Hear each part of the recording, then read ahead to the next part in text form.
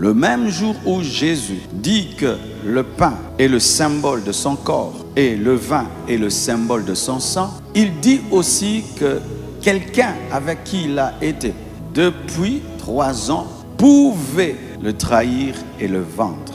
Cela nous enseigne ceci, qu'on peut être proche des choses de Dieu physiquement tout en étant loin d'elle spirituellement. On peut venir dans un culte physiquement tout en ayant un autre culte intérieurement. On peut être proche mais perdu.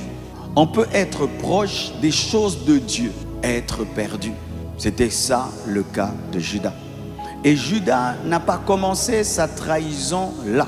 Depuis toujours, il volait dans la caisse de Jésus. Une fois quelqu'un a fait une grande offrande à Jésus, il a donné un parfum, une femme a donné un parfum très cher, répandant sur Jésus. Et Judas a dit, pourquoi ce gaspillage? Il fallait que nous puissions vendre le parfum et le donner aux pauvres. On croirait qu'il avait compassion des pauvres en soi. Il voulait que cet argent soit déposé dans la caisse pour qu'il puisse détourner cet argent.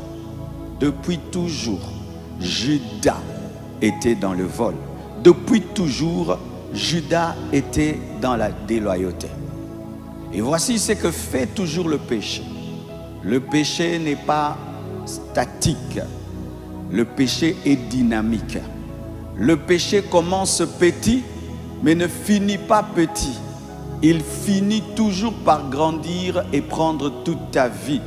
Il avait commencé par des déloyautés secrètes, volant l'argent dans la caisse de Jésus, jusqu'à ce qu'il ait eu le projet de vendre le propriétaire de la caisse. Amen.